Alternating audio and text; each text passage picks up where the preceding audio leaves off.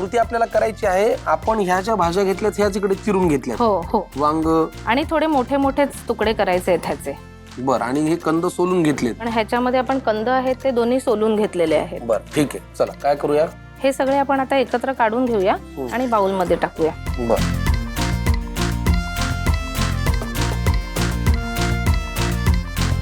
आपण ह्याच्यात ओले मटार नव्हते टाकले, थोडेसे ओले मटार घालूया. बर, भिजवलेले शेंगदाणे घालूया. तुमच्या हॉबीज काय काय आहेत? मला कविता करायला आवडतं, मला गाणं म्हणायला आवडतं. गाणं म्हणायला आवडतं. हो. आणि आपण आता इथे अवेलेबल नाहीये म्हणून हा लाल चणा घेतलाय, पण हिरवा चणा त्यावेळेस येतो अख्खा, तेव्हा हिरवा चणा घेतलो. बर, ओलं खोबरं, ओलं खोबरं,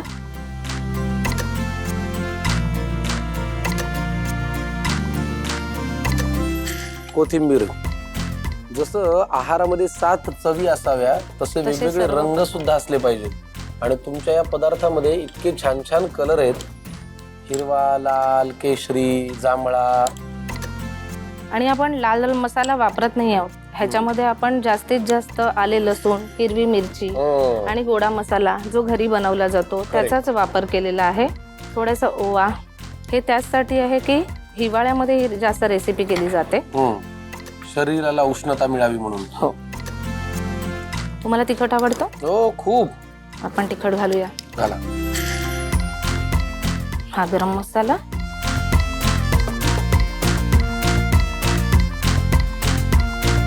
गोडा मसाला जरा जास्त घालूया.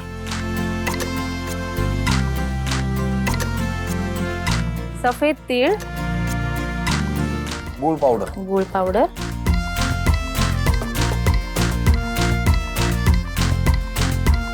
हळद. हळद. पिवळाही रंग आला. हो.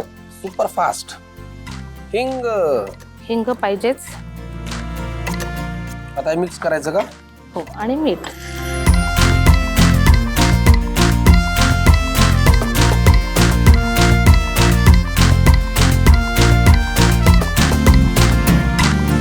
पण मला सांगा, तुम्ही मगाशी कुठला समाज म्हणालात? पानमाळी. पानमाळी. तर हे हा 2 शब्दांची जोड आहे का, म्हणजे काय हो, नेमकं? नक्कीच. पानमाळी हे पानवेलीसाठी प्रसिद्ध होते. पूर्वीपासून जी विड्याची पानं आहेत, आपली खायची पानं, ह्याची लागवड आमच्या समाजातच जास्तीत जास्त केली जाते, त्यामुळे त्यांना पानमाळी असं म्हटलं जातं. अच्छा, फारच छान. चला काय करूया पुढे. आता आपण केळीचं पान घेऊया. गॅस लावू. मेन आहे. हो.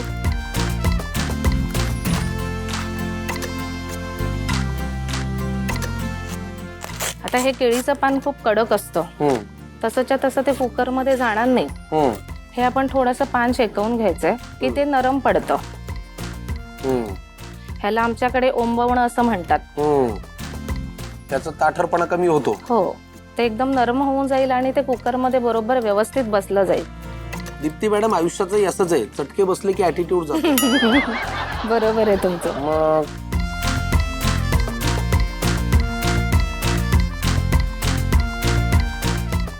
त्याच्यात आधी ठेवूया तेल काय? लागेल थोडस. बरं, घ्या. तेल कुठे घालायचं? थोडस हलकस घालूया. बस बस, पुरे.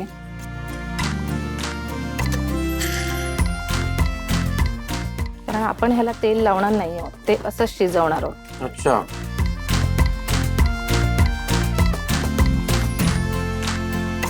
आता एरवी जर आपण हंडीचा वापर केला तर ही त्याच्यात हंडी सुद्धा पानं घालतो. आणि आता हे आपण मिक्स केलेलं आहे सगळं, ते सर्व ह्यात कुकर मध्ये घालूया.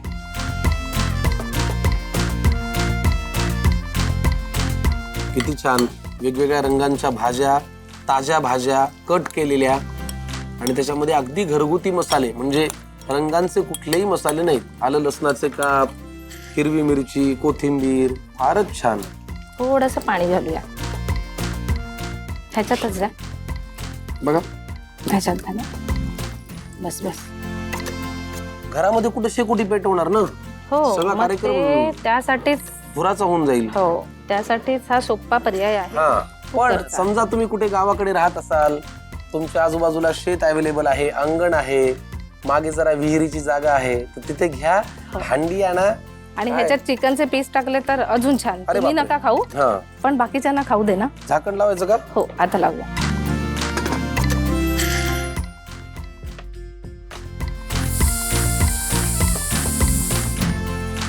गॅस बंद करूया.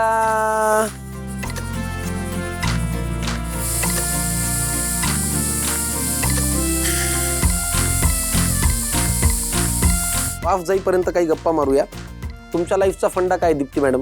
लाईफचा फंडा असं जे आहे ते एक्सेप्ट करायचं आणि पुढे चालायचं. आणि एखादा सगळ्या असा अनुभव जो प्रेक्षकांना म्हणा, गृहिणींना म्हणा, कामा नाही, म्हणजे कुठलाही प्रसंग आला ना तरी पण त्याने धीटाने उभं राहणं खूप महत्वाचं आहे. बरोबर आहे. आणि आपली फॅमिली आपल्या सोबत असतेच नेहमी. बरोबर आहे. आई वडील आणि आपलं कुटुंब हे खूप महत्वाचं आहे. त्यांचा आशीर्वाद आपल्या पाठीशी असला ना की मग सगळं काही सोपं होऊन जातं. All is well. येस.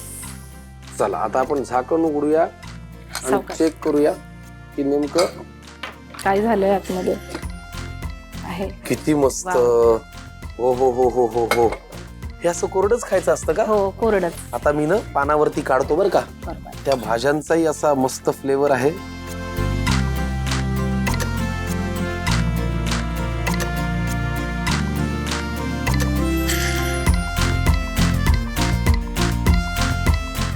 वा. याच्यामध्ये आपण चवीसाठी काय घातलंय? फक्त मीठ, मीठ, आलं, हळद, लसूण. आलं लसणाची पेस्ट आणि हिरवी मिरची. बेहतरीन.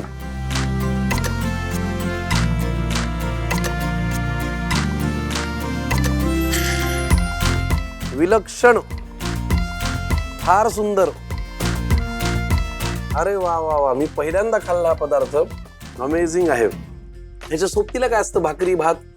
असं काही नाही. आमच्याकडे त्यावेळेस इडल्या काढल्या जातात. बरं. इडल्या खातो किंवा कोनफळाची, ते आपण जे यूज केलं आहे कोनफळ, त्या कोनफळाची खीरही केली जाते सोबत.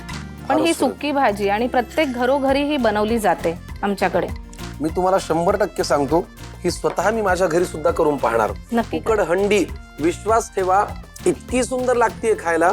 बरं, याच्यात गंमत अशी आहे, शिजवलं तर आहे पण त्याची ओरिजिनल चव मारलेली नाहीये. उकड हंडीसाठी लागणारं साहित्य आणि कृती पटकन लिहून घ्या. उकड हंडी. स्वयंपाकासाठी लागणारा वेळ 30 ते 45 मिनिटे. 4 ते 5 व्यक्तींसाठी लागणारे साहित्य: भाज्या सगळ्या मिळून एक मोठा बाउल, रताळं, शेवग्याच्या शेंगा, गाजर, जांभळा कंद, कोनफळ, वांगी, भिजवलेले हरभरे किंवा लाल चणे 1 वाटी, ओलं खोबरं 2 ते 3 चमचे, भिजवलेले शेंगदाणे 1 छोटी वाटी, मटार 1 छोटी वाटी, कोथिंबीर आवडीनुसार, मीठ चवीनुसार, गूळ 2 ते 3 चमचे, गोडा मसाला 2 चमचे, बारीक चिरलेलं आलं लसूण 2 चमचे, हिंग अर्धा चमचा, गरम मसाला 1 चमचा, ओवा अर्धा चमचा, पांढरे तीळ 1 चमचा, हळद 1 चमचा, केळीचं पान 1 मोठं पान, बारीक चिरलेली हिरवी मिरची 1 चमचा. कृती: प्रथम सगळ्या भाज्या मोठ्या तुकड्यांमध्ये चिरून घ्या. आता त्यात मटार, भिजवलेले शेंगदाणे, भिजवलेले हरभरे किंवा लाल चणे, ओलं खोबरं, कोथिंबीर, आलं लसूण, ओवा, बारीक चिरलेली हिरवी मिरची, गरम मसाला, गोडा मसाला, पांढरे तीळ, गूळ, हळद, हिंग, मीठ घालून सगळ्या भाज्या आणि मसाले एकजीव करून घ्या. आता एका बाजूला केळीच्या पानाचे तुकडे करून ते हलके शेकवून घ्या. आता कुकरमध्ये थोडं तेल घालून त्यात केळीचं पान लावून घ्या.